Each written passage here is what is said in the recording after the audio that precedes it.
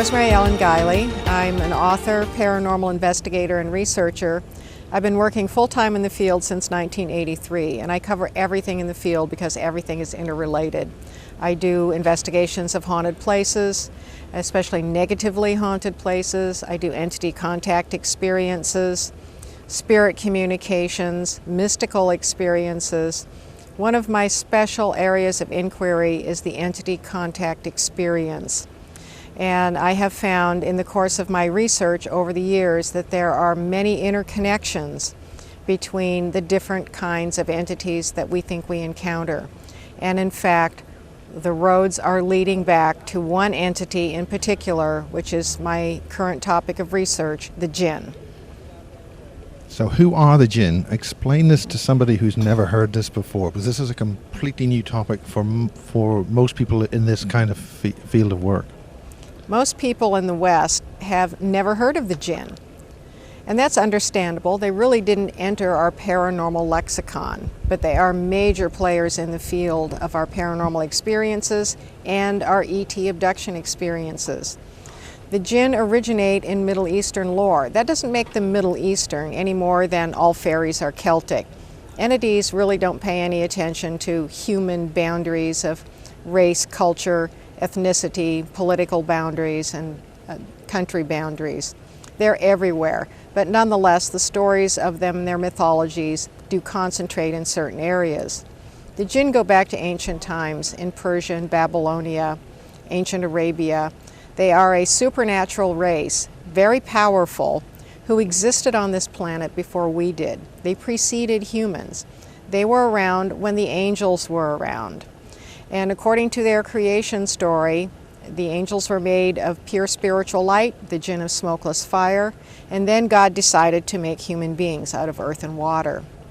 When he did so, according to their Middle Eastern creation story, when God created human beings, he asked the angels to bow down in acknowledgement, and the angels did so because they follow the will of God. The Djinn refused, claiming that human beings were inferior to them and they were not about to bow before anything lower than themselves. This made God angry, and he cursed the Djinn and cast them out of this world. He then gave them a bit of a reprieve until Judgment Day to make their case against human beings that we are unworthy. So the Djinn have until Judgment Day to prove their case, and they are attempting to do so by tormenting us, creating chaos and upset, becoming involved in a lot of our paranormal encounters. And one of the things that they do is shapeshift into a variety of guises to keep us confused about what they are doing. There is a faction of the Djinn that has the agenda to reclaim the earth. We find this same agenda in the abducting ETs. I got interested in the Djinn in the 1980s when I was researching Solomonic magic, that is, magic attributed to the legendary King Solomon, who now the evidence points to was indeed a historical figure. What is that? Explain what that type of magic is again? Solomonic magic. Yeah. As opposed to any other kind of magic. Solomonic magic is attributed to the legendary King Solomon, the second king of Israel. He was the son of David. He is in the Bible. You won't find any references to the Djinn in the Bible, but there is the story of how King Solomon got the throne. When he became king, God asked him what he would like, and instead of asking for power and glory like a lot of rulers might, he asked for wisdom, for discernment. This pleased God, and so God granted him the ability to command the spirits. He did so with the help of a magical ring, and he was given great magical knowledge. Now, one of the things that Solomon wanted to do was build a huge temple in Jerusalem, and this was to house the Ark of the Covenant, a mysterious box from which the voice and presence of God emanated and was guarded by high-level angels called cherubim. This required a lot of labor, and in ancient times, when you needed a lot of labor, you had slaves do it. Well, Solomon did not enslave people. According to the Testament of Solomon, a text outside of the canonical literature, he enslaved the Djinn. He used his magical abilities to command the Djinn and come and cut marble and construct the temples. The Djinn were very resentful of this, and they were enslaved for the remainder of Solomon's life. Well, Djinn really disappear from our paranormal knowledge except through the magical traditions, because the wisdom that was attributed to King Solomon became incorporated into magical texts called grimoires, and these are books for conjuring spirits. In the translations into English, these entities are called spirits or angels or demons, rarely jinn, which is what they were originally intended for. Otherwise, the only way we know about the jinn is through fairy tales, the Arabian Nights, the genie in the bottle, and in fact that's where the term genie comes from, Djinn, a name which means the hidden ones. And so in these fanciful portrayals of odd-looking entities who float out of lamps and bottles and clouds of smoke and have to grant wishes, we've come to regard them as imaginary entities, kind of silly not to be taken seriously, when in fact the jinn are actually quite powerful entities. They can shapeshift into any form. They live for thousands of years. They have families like we do and a social structure. They're like us in many ways. They're good, they're bad, they're indifferent. They come in different moral stripes. But there is a faction of them that's very resentful that the jinn lost their original homeland to us, and they want it back, and they're trying to take it back through guerrilla paranormal warfare. They do not have forms that enable them to stay very long in this dimension, so their abilities to interact with us and to keep us off balance have certain restrictions. One of the ways that they're seeking to get around this is by interbreeding with us and creating hybrids. The hybrids would have the powers of the jinn and the appearance of humans so that they could pass easily on this world. And how can they mate with human beings which are physical, yet they don't even have a physical form? Or explain how that mechanism happens. Okay. The jinn have a long tradition of being able to interbreed with humans. As master shapeshifters, they seem to have the ability to take physical form for short periods of time. The stories go back to ancient times of their abilities to be lovers of humans, that they can take the appearance of beautiful men and women and have visitations at night. The visitations that we often ascribe to entities like the incubus and the succubus, or to extraterrestrials, are also jinn. People feel physical contact. They feel real sexual experiences. We find the same in fairy lore. What are those particular categories you just mentioned? What are the what? The succubus and so forth, and what's roughly the difference? The incubus and the succubus are terms for demonic entities who have sexual intercourse with human beings. The incubus is a male demon that preys upon women, and the succubus is a female-shaped demon who preys upon men. I think that a lot of these experiences that we have, that we attribute to other entities, are in fact jinn. The jinn hiding in plain sight behind the disguises of various kinds of entities. In 2004, I began an intensive research of a phenomenon called shadow people. This is a bedroom invader. They do haunt places, we do find them outdoors, but primarily the shadow person is a negative entity experience. A person wakes up in the middle of the night and sees a horrifying, solid black silhouette of what appears to be a tall man wearing a coat and a hat in the bedroom. Sometimes the hat is missing. They stand at the foot of the bed, by the side of the bed. They look solid because they will block out anything behind them, but they have the ability to dematerialize in an instant. They have no facial features, but yet they penetrate their victims with what appears to be or feels like an intense stare, as though they're delving very deeply into the very brain and soul of the victim. They do not communicate. They radiate hostility and even, according to many accounts, evil. People are terrified of them. Well, I wanted to know more about this experience, and I discovered that it's quite common, and it's documented for centuries, just under other kinds of names. The more I researched shadow people, the more I realized how much this form could be accounted for by jinn. That the jinn in their lore often show as black forms, in animalistic forms, in strange entity forms, and they have the ability to dematerialize instantly. They can be black clouds and vapors and mists that coalesce and disappear according to their will. I also noticed in my research that there was a major link between shadow person experiencers and ET abduction experiencers. This is one of the focuses where the audience on this particular range would be interested in, because we've had a lot of individuals in the Amash project who are stating that as children, there is a presence of these shadow beings with various colors of eyes depending on the intensity of thought. And this is in conjunction with other humans and the military, and these children are being trained in some way and goaded and by these shadow beings. So this is particularly interesting. So continue. The shadow people seem to be very intelligent. They have this intense aura of incredible intelligence, far more than us. They are always in control of the situation when it comes to human beings. I found that shadow people experiences happen to all ages, both sexes.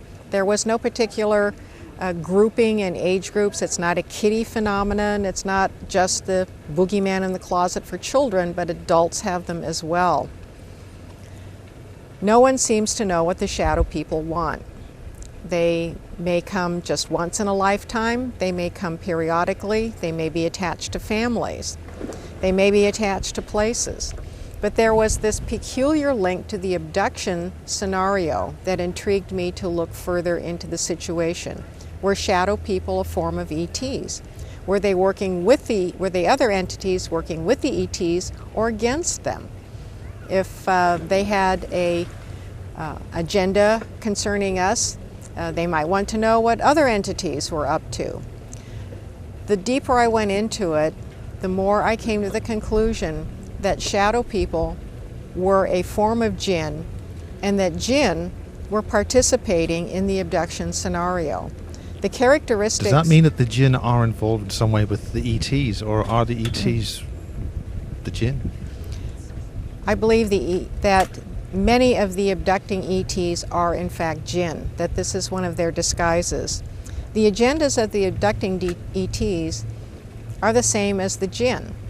They are interested in our planet. They're interested in our sexual contact, in our genetic material. They are interested in making hybrids. Why would you create hybrids? Well, you would want a life form that you could control and manipulate that would serve your purposes in our dimension. The two purposes are one and the same. It is in the nature of Djinn to shapeshift, to hide their true presence, to disguise their motivations and their activities when it comes to human beings. Now, from a Middle Eastern perspective, the Djinn account for everything. They're like one-stop shopping for all of our paranormal and ET experiences. Westerners would have a hard time accepting that because we tend to compartmentalize our experiences. We have angels, fairies, trolls, elementals, mysterious creatures, Bigfoot, vampires, werewolves, poltergeist, ghosts, and we tend to keep them separate. We even have dozens of kinds of ET entities that have been identified. They may, in fact, be dominated by the Djinn. In my research, I haven't been willing to consider them all, thus far in my research, I have not been willing to consider that all of the abducting ETs are Djinn. But certainly my research points to the Djinn being major players in the field. They may account for a variety of ET forms. The reptilians, that would be a favorite form of theirs because in ancient lore they often assume the form of snakes. They could be the Nordics, the space brothers and sisters, because they like to assume forms of beautiful men and women for the purpose of seduction. They could even be the abducting greys. They could be the insectoids. They could be a variety of forms that confound us because the Djinn have a long history of liking to upset human beings with very bizarre shapes. In one of your drawings, you are drawing a shape of ET or Djinn, which in England is known as a mantid. And we have certain cases where people have been very closely involved with the mantid or mantis ETs, even been able to gain access to their bodies. So they become a mantis and live in their environment. So how have you been able to explore the ET side of things and get the Djinn side involved with that? What sort of cases? I'm not quite sure. Well, you mean in how terms is your of like research? getting into an ET body? Can a human body be taken into a Djinn? It's a soul transference. And is there some kind of mechanism there where they can access us out of body? When a human being goes out of body, can the Djinn be added to or have influence there? The Djinn have the ability to enter human bodies and to take possession of the mind and the body. That's a very long, ancient tradition concerning the Djinn. And of course we find parallels with demonic possession in our culture. Demons may be another form of Djinn. Some of the Djinn are interested in acquiring our life force energy. That would be absorbing our essence into them. There are a variety of purposes at work with the Djinn in terms of reclaiming the earth for their own purposes. Thus far in my research, I've identified patterns that are common to the Djinn experience, the shadow person experience, and the abducting ET. All of these lead back to the Djinn, the shadow people being a form of Djinn, and that at least some of our abduction experiences are being conducted covertly by Djinn who want us to think that we are dealing with aliens or extraterrestrials or other kinds of beings. So how do we know of their intelligence?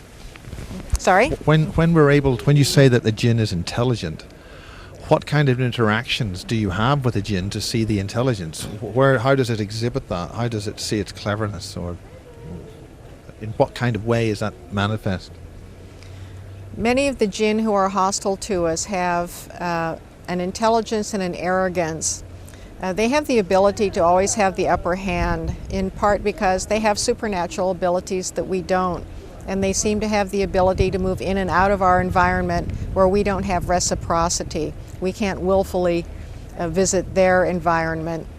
We may accidentally at some times, but they seem to be able to, on demand, come and interact with us. Are they non-photonic? We rely on everything with light. We even say the phrase love and light, or may the light be with you, or we use a light body to protect us from dark forces. Are they intrinsic to this earth before there was light? What's their origins in this regard? According to their creation story, they were created out of smokeless fire, and by some modern accounts that could be a type of plasma. So no one really knows what the true form of a Djinn is.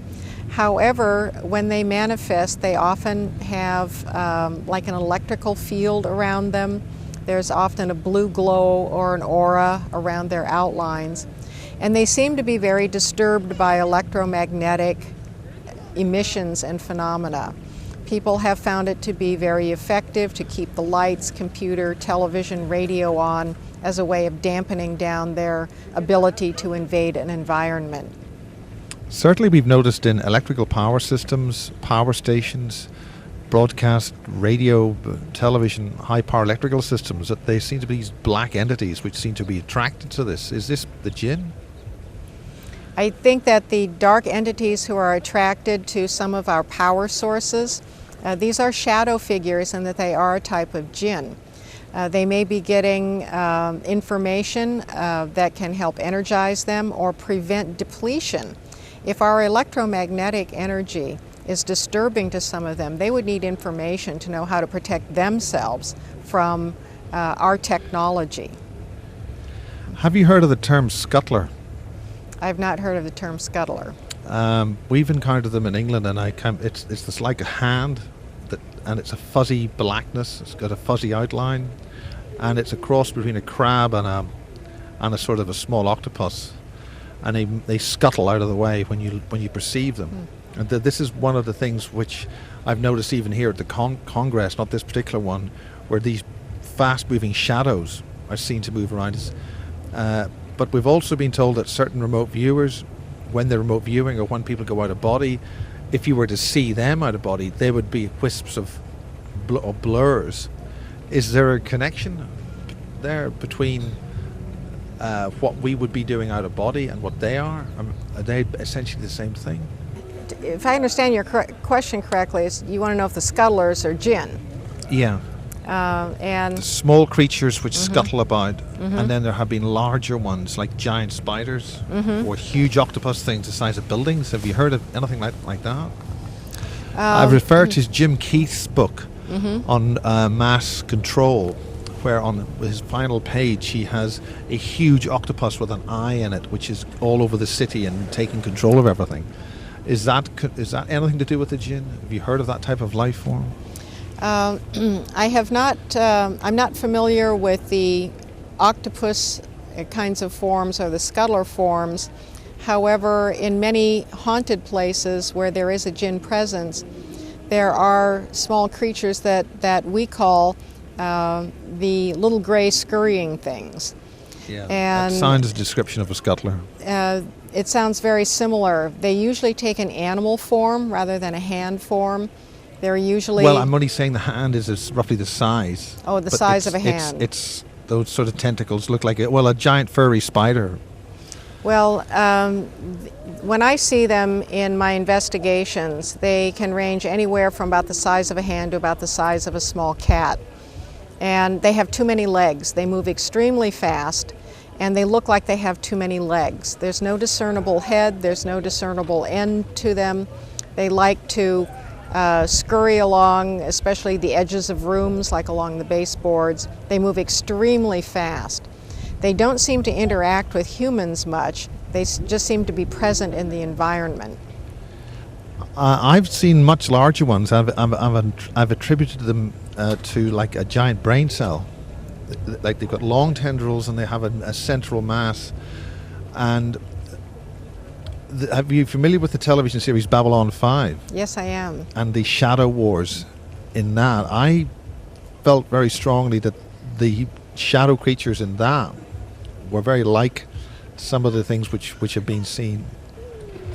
Have you familiar with that, or is there any basis of fact in the kind of fictional description there was in that series?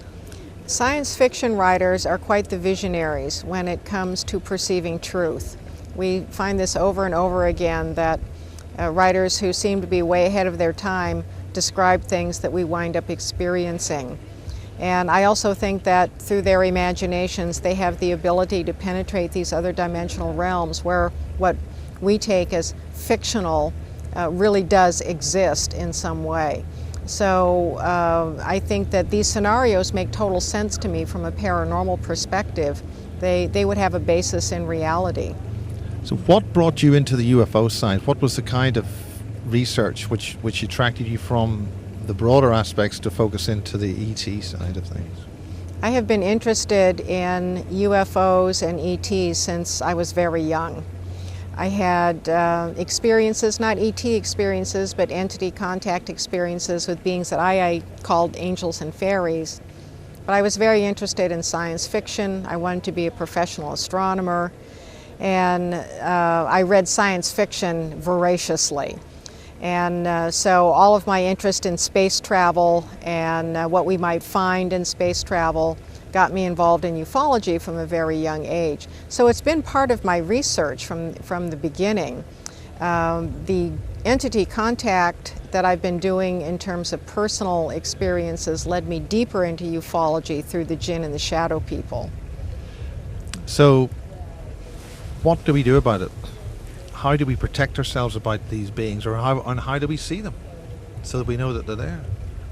Seeing them is very problematic because the Djinn can frequently be invisible. They have the ability to appear and disappear at will. The first step is education, making people aware that these are players in the field. That's really the purpose of this interview, really, to bring this to a much higher level of awareness. That I have found that paranormal investigators and ufologists and most people in general are not even aware of the Djinn, let alone the possibility that they could be participating in our experiences, and we don't know it because our attention has been diverted into some other area.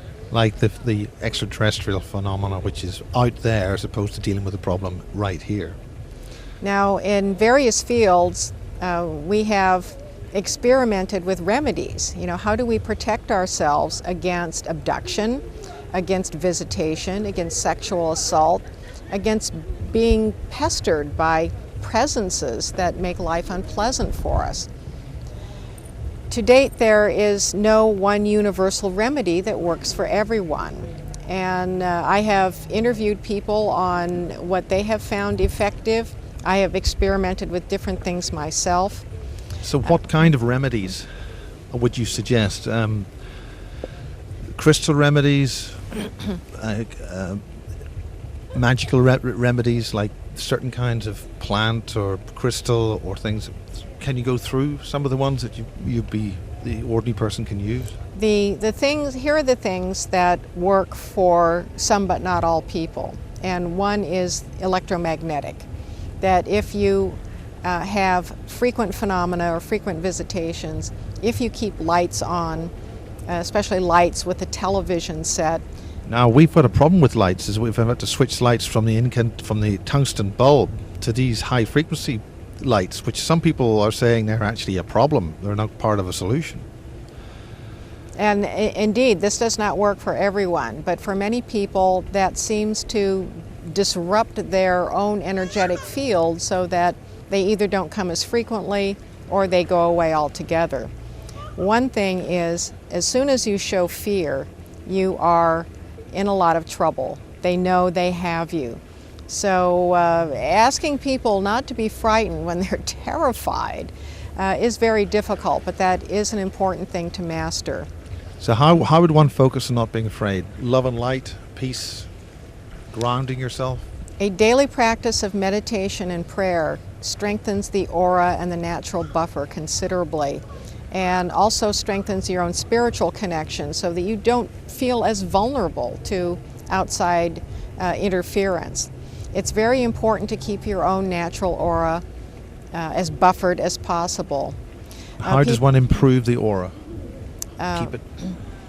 You can do improvements to your aura not only through daily prayer and meditation, but through getting energy healing treatments. Even something like Reiki will help. Myself, I visit periodically a medical Qigong master who is also an exorcist, who takes any fragments out of my aura, and I go through a lot of hand and body postures and mantras to strengthen that energy field. That's very effective for me. Other people have experimented with saying certain prayers as a way of repelling entities. So this is concentrating on you yourself to do the protection, as opposed to outsourcing your protection to some other device or technical device or crystal or rock device. Individually, yes. As a society, I'm not sure what we can do. People have learned how to fend off abductions. There's been a lot of different techniques written in the literature. They're very similar to repelling negative paranormal entities, about making your aura stronger and bolstering your... Or NDEs, negative dimensional entities. Have you heard that phrase before? No. Maybe it's just a localism. Yeah, it could be, but it's very, very appropriate. Negative dimensional entities, yes, that accounts for the broad range of these experiences. Have you heard of zappers? These crystal devices with a Mobius loop put around them, where there's a pulsed electronic pulse put through that. I have, a zapper. I have, but I have not experimented with them. But something like that would be technically effective. I think they work with intention. You put intention into the pulse, and then that But it effectively it's like whipping a crystal. Some people would suggest you're hurting the entity in the crystal. Is there any truth in that? I don't know. No. I've never experimented with that myself. Something like a Tesla coil could be effective too, but it might have to be a very big Tesla coil to have an effect. And the thing is that... I have, in one of our other interviews, somebody has used a Tesla coil in conjunction with one of those orgone... the orgone generators? The orgone pyramids, where they have the randomly dispersed metal particles, and some of them have crystals in them. And a Tesla coil in the proximity of one of these things really screwed up some two greys which appeared suddenly they appeared visible, and they were screeching and swirling around in extreme pain and eventually disappeared. I think that we will find the most effective remedies through the use of the electromagnetic spectrum and also sound. And if we can hit the right frequencies, then I think we'll get our defensive weapons. Some people just say clapping your hands, or the use of the chimes, the bells, Indian bells, which you would hit two of those together and the ringing sound from that. Well, historically, bells have been used to clear the air of negative entities, and they're used very prominently in Catholic ritual for that purpose.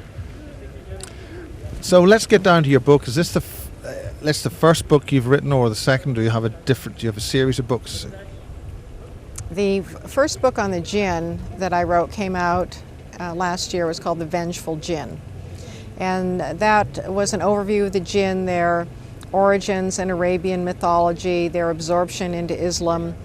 And in that book I do a chapter-by-chapter analysis of how the Djinn can account for other entities that we know by other names. They are virtually synonymous with fairies. Fairies in folklore are nice things, little wings. Not according to our ancestors. Our ancestors were quite frightened of fairies. They were very fearful of them. According to lore, the fairies were pushed out of their natural habitat. They retreated to the inner earth. They are supernaturally empowered. They consider themselves superior to human beings. One day they will have the earth back. They intermingle with human beings. They abduct human beings. They create hybrids. There are so many parallels between the abducting ETs and the Djinn and fairies that we could consider them all basically the same thing with just different labels. And then I also analyze Djinn according to shadow people and mysterious creatures, and talk about some of the ways that people have interacted with them and the things that they experiment with to keep them at bay. So how did you do your research? What did that involve in order to get the book written? How long did that take? Well, some of my research was undertaken for the book, and some of it was, the material was the outgrowth of years and years of research of entity contact experiences in general that I had increasingly identified as Djinn in origin. I spend a lot of time in the field doing my own investigations of negatively haunted places and entity contact cases, and I have built profiles of what I consider to be Djinn cases, where there is usually a single dominant entity with multiple form manifestations. It is very tenacious, very arrogant. It has an attachment to the land. It has land rights, and when it communicates, it will tell people that I was here first, the earth is mine, I do not want you in my space, and I want you to leave, and if you don't, I will make you miserable until you do. That seems to be fairly reasonable. If we've invaded, what is the method, or what is the methodology, or the story behind the human invasion into their territory? What caused that again? What makes them so annoyed? Are we the aliens, in other words? We humans are the aliens squatting in their territory from their perspective. And according to their creation myth, when God created human beings, he asked the angels to bow down in homage, and the angels did, but the Djinn refused. And so for that, they were cast out of the earth. So they lost their place here. it became ours. So where do they exist now? In modern terms, the Djinn exist in a parallel dimension. Modern physics has made the case for parallel dimensions to envelop ours, to coexist right next to ours, and we can't see the entities who exist in these other dimensions because they're sort of around a bend in space and time, so to speak. But there are these times and places where the openings occur, and that's where we get these entities who can invade our dimension. And is 2012 got anything to do with that? Is that making the problem worse? Personally, I don't know if 2012 is going to make a difference or not. I don't see an end of the world happening. Hopefully, we will focus our attention on making the place better rather than ushering in the end times. The Earth goes through its natural geophysical cycles anyway, and so we humans tend to look for cataclysms, and the end, maybe we feel we need to be punished in some way. However, there is a feeling among researchers who are tracking entity cases, such as myself, that these things are on the upswing. And it's not just a matter of increased reporting through awareness, but that people are in fact experiencing a rise in paranormal phenomena, especially of a troubling nature. One of the researchers that I've spoken with in England, who is a Muslim who has been tracking the Djinn, is of the opinion that the Djinn might be coming through these portals in small groups now, but the day will come when they will pour through by the thousands, and then we will be in real trouble. And that is the true battle between heaven and earth, is that right? It's the battle between heaven and earth, and it doesn't take place in the heavens, it's going to take place right here. The thing about the covert activity, the abduction and the hybrid programs, is that the planet could be stolen right out from under us, right in front of our eyes, without us knowing about it. You put enough hybrids on the planet who have their own agendas, who are manipulated and controlled by an outside force, and when critical mass is reached, we're going to be on the very short end of the stick, and it could happen very quickly, and we will not have the proper defenses or means to counter it. So what are those defenses? We don't even know right now what our defenses are because we don't even know there's a problem. We know that yes, some people do seem to be abducted. There's that thing going on that affects all those other people, not us, when in fact each and every one of us is being affected by all of this activity. I think that the most promising areas of research for defense will involve using energy to disrupt their ability to come through these doorways. What do you mean by energy? To use sound and electromagnetic frequencies to find the right notes, so to speak, that disable their ability to transfer from their dimension into ours and be able to remain in it. But the problem will be if they get enough hybrids who have our genetic material in them, they will be able to stay here regardless of what we do. That's a pretty ominous warning. It is. And how long this will take to happen is anyone's guess. We have been documenting now the abduction scenario for several decades.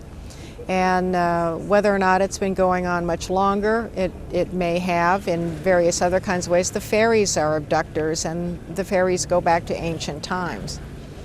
But the Djinn live for thousands of years. Which is what allegedly humans used to live that sort of time in ancient times. It is. But a day in the life of a Djinn could be a lifetime to us, maybe even less time to a Djinn. So their scenario takes place in their time, which could be centuries for us. And so we don't really know how quickly it could happen. Is there any solution for the humans except to basically get off the planet?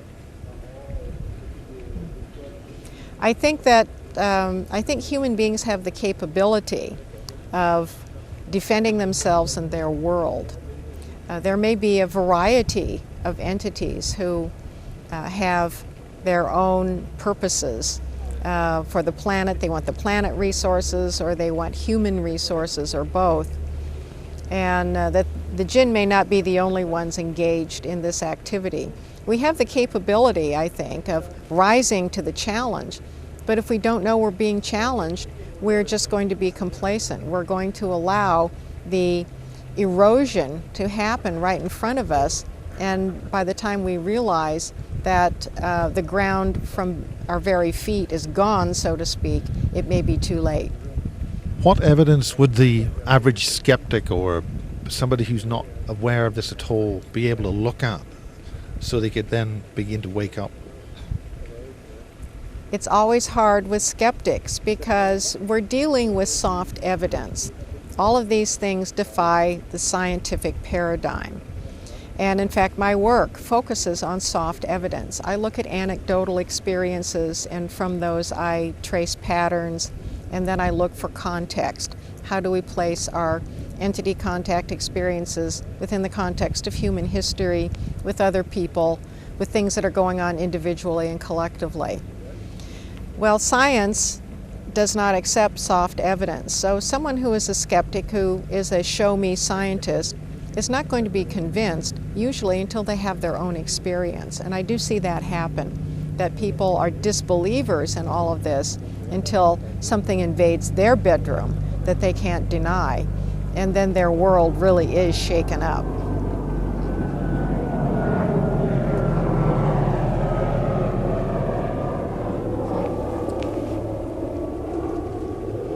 The black helicopter, it's just gone over, just weather. So, how do we give people hope, and what do we do about it? Oh, let's see, how do we give people hope? Read your book, obviously.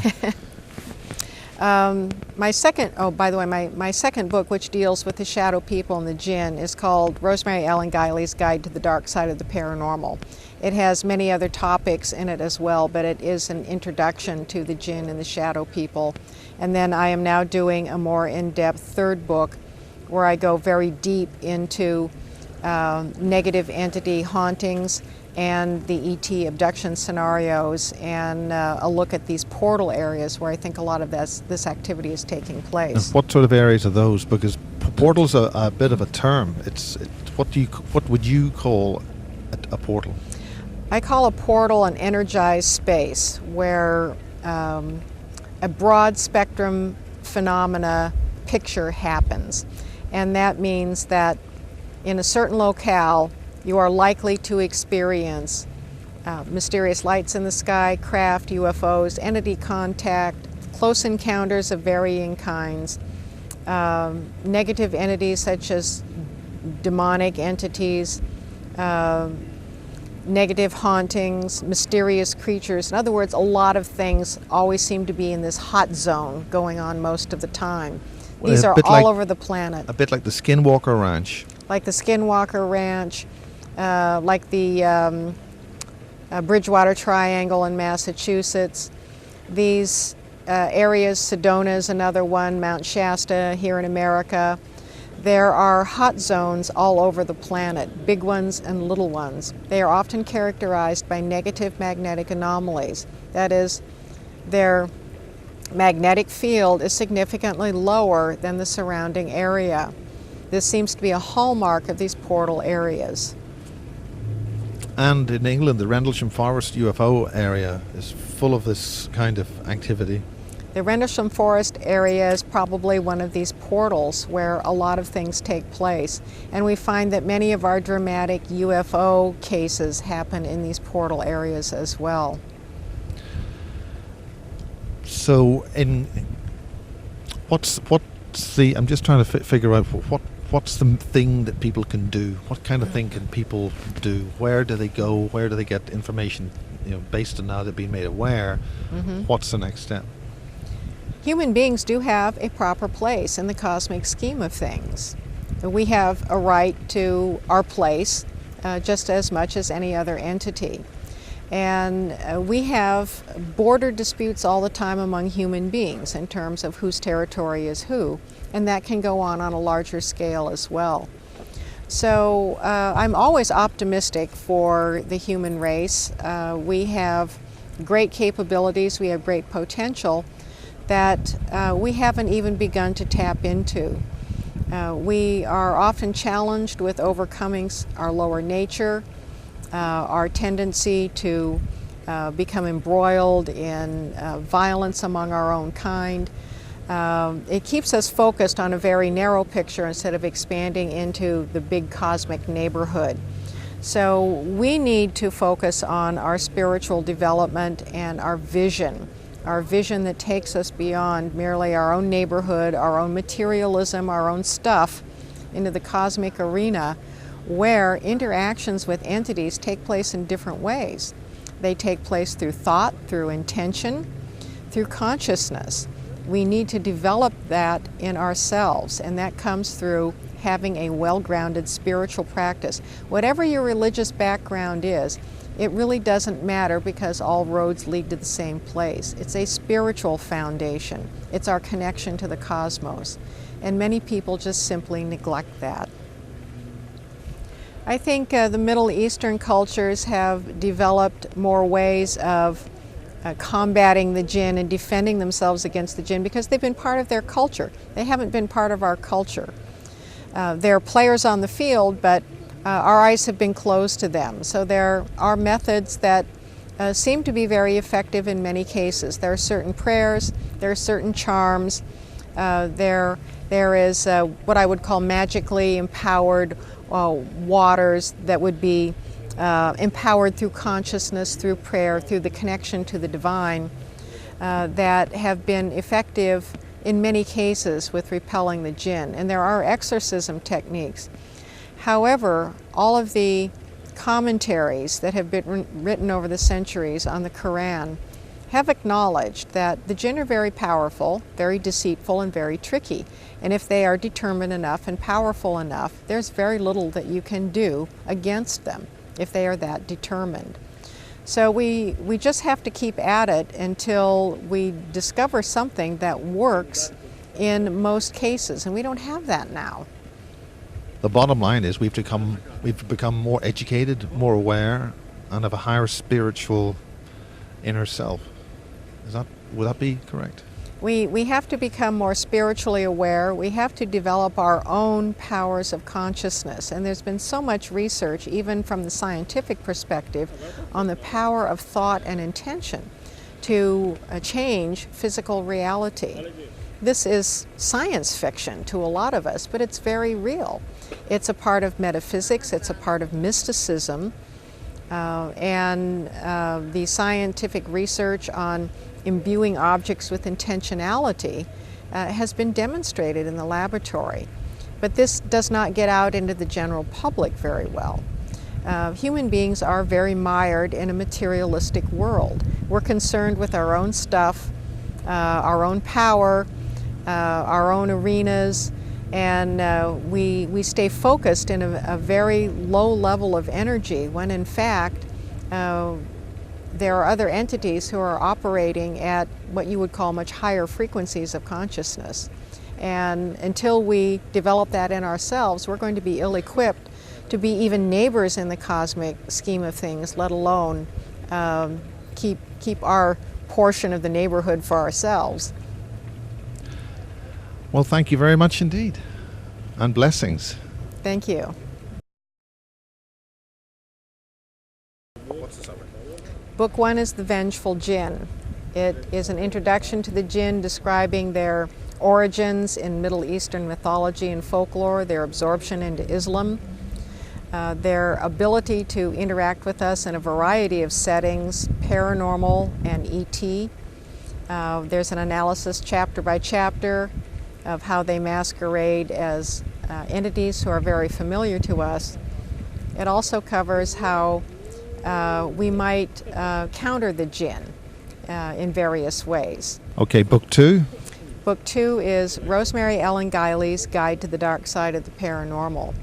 It covers topics that I'm often asked about for problem hauntings, problem entity contact experiences, and it has material on the Djinn, on shadow people, and on ETs and other kinds of entities that might also be Djinn. And book 3? Book 3 is titled Djinn Haunted. It concerns an in-depth look at some of my negative entity haunting cases that are Djinn cases, the relationship between Djinn and shadow people, and Djinn and abducting ETs. And it also looks at the profiles of portals, these areas where these entities seem to have easier access to our world. I have 2 main websites, visionaryliving.com, that's my main website. It has a lot of articles on the full spectrum of my work, my newsletter and my blog, and my calendar. I also have djinnuniverse.com, which is DJINN universe.com. That is a tutorial on the Djinn for people who are totally unfamiliar with these entities. What the Djinn are, how they act, their characteristics, and most importantly, I have many, hundreds, in fact, comments from people about their own Djinn experiences. They come from all over the world, and some of them are quite chilling. This is not stuff out of fairy tales. It's not stuff out of books from decades and decades ago. It's encounters and experiences going on right now.